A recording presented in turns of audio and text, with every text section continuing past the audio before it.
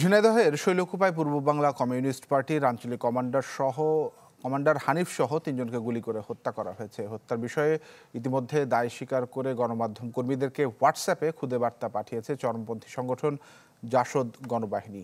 দর্শক, এই বিষয়ে ঝিনাইদহ থেকে আমার সঙ্গে সবশেষ তথ্য নিয়ে যুক্ত হয়েছেন সহকর্মী সাদ্দাম হোসেন।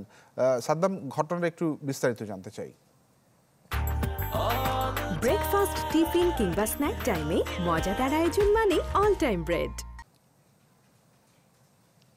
তানভীর, আপনি নিশ্চয় জানেন গতকাল রাত 11টার দিকে ঝিনাইদহের শৈলকুপা উপজেলার রামচন্দ্রপুর মাঠের মধ্যে কিন্তু গুলিবিদ্ধ তিনজনের লাশ উদ্ধার করেছে পুলিশ। পরবর্তীতে ঘটনাস্থল থেকে তাদের লাশ কিন্তু গত রাতেই শৈলকুপা যে থানা রয়েছে সেই থানাতে নিয়ে এসে রাখা হয়েছে। তাদের মধ্যে একজনের নাম হানিফ, তিনি পূর্ব বাংলা কমিউনিস্ট পার্টির স্থানীয় কমান্ডার বলে আমরা জানতে পেরেছি। পুলিশের তথ্য নিশ্চিত করেছেন এবং তার নামে বিভিন্ন থানায় একাধিক মামলা রয়েছেন এবং তার সাথে তারই শ্যালক লিটন, তাকেও কিন্তু তিনিও কিন্তু গুলিবিদ্ধ হয়ে মারা গেছেন এবং তাদের দুজনেরই বাড়ি কিন্তু হরিণাকুণ্ডু উপজেলায়।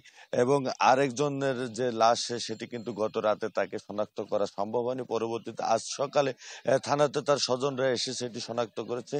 তার নাম রাইসুল এবং তার বাড়ি কিন্তু ইবি থানার মধ্যে, কুষ্টিয়া ইবি থানা, সে পেয়ারপুর গ্রামে তার বাড়ি।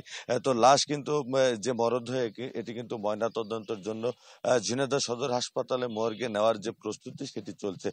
তবে পুলিশ যেটি বলছে যে আসলে তারা তিনজনই কিন্তু তারা এই চরমপন্থীর সাথে কার্যক্রমের সাথে, সন্ত্রাসী কার্যক্রমের সাথে জড়িত ছিল এবং আসলে একটি বিবৃতিও কিন্তু জাসদ গণবাহিনী একটি বিবৃতি দিয়েছে হোয়াটসঅ্যাপের মাধ্যমে। সেটি কিন্তু সামাজিক যোগাযোগ মাধ্যমে বেশ ভাইরাল হয়েছে। তবে পরবর্তীতে আমরা আরো কিন্তু তথ্য জেনে আপনাকে জানাতে পারবো। তানভীর।